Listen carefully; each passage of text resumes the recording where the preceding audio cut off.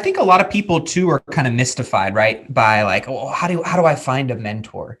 And, I think a very easy kind of framework that I've broken down and created for others that ask me this question all the time is, first and foremost, you need to make a list of all of the things that you're seeking in a mentor.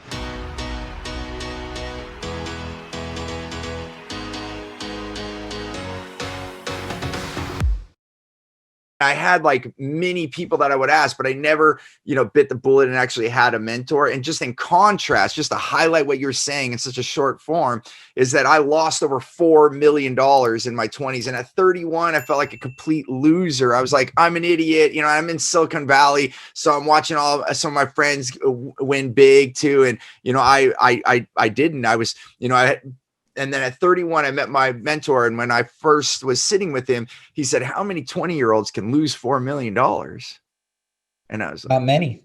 And I was like, oh, so that's why my thing is choose gratitude, Matt, because that's where the moment of gratitude finally sunk in for me. And I was like, oh yeah, there's so much for me that I learned, and I'm still young. And I was able to, learn from that. And then I invested over $500,000 in my 30s in myself through like what you're talking about. That I hired that coach for 8 years. I did mentorship groups. I went to events, and you're right. That's how we met. I was just diving into that. And I could even flash back too. I remember being in school, just going back one step.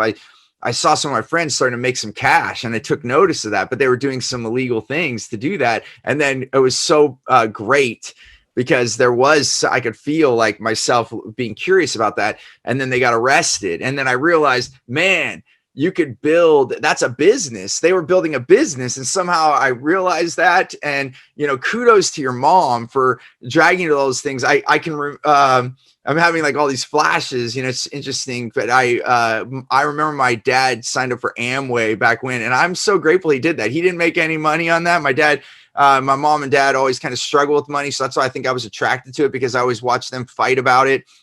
And, but I was the only kid, like, because all the family was there, right? Like cousins, everyone, all the kids were playing. I was the only kid that sat in the meeting for the Amway thing, because I was all like, okay, how are we going to make money? And, and that's I think those little things, trigger all this movement. But it was really, coming back to your point, my traction hit where because making millions doesn't mean anything if you don't keep some of it. And the first thing I had, it's all about the net across and when people came in my office, they're like, are you a big basketball fan, right? I'm like, no, that's that's my net income, brother. So it's coming to that. And I love Jim Rohn, right?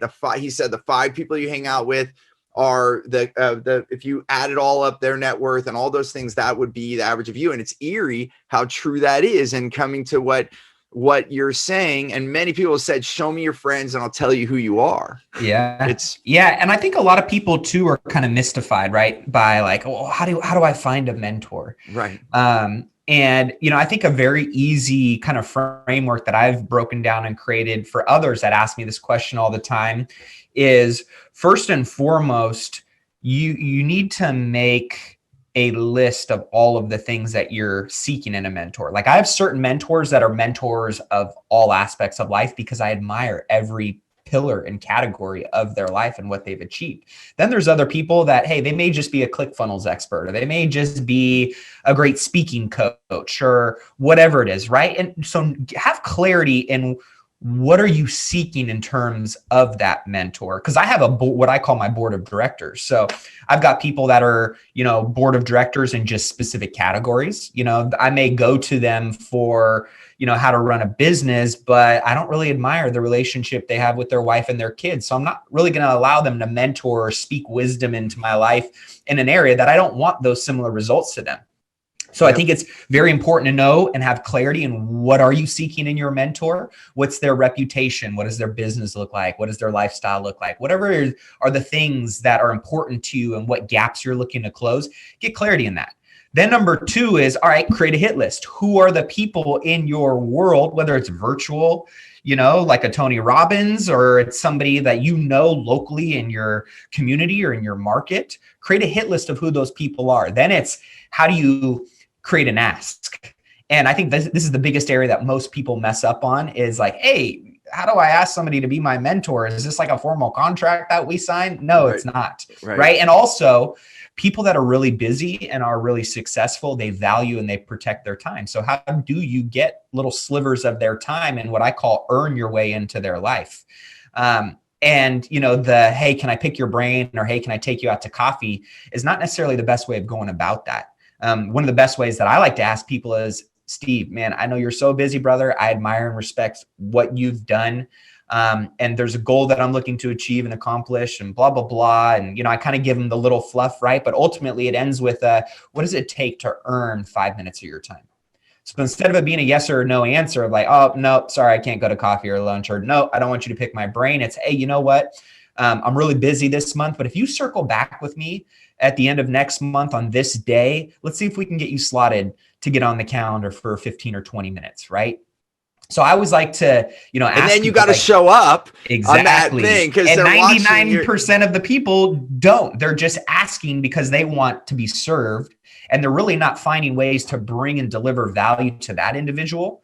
And therefore, I like to kind of, and good mentors, I was taught this by, some of my mentors, right? Of like, they'll throw in 2 or 3 hurdles to see how bad do you really want their time. And 99% of people just want the easy ask, the low hanging fruit of, can you serve me right now?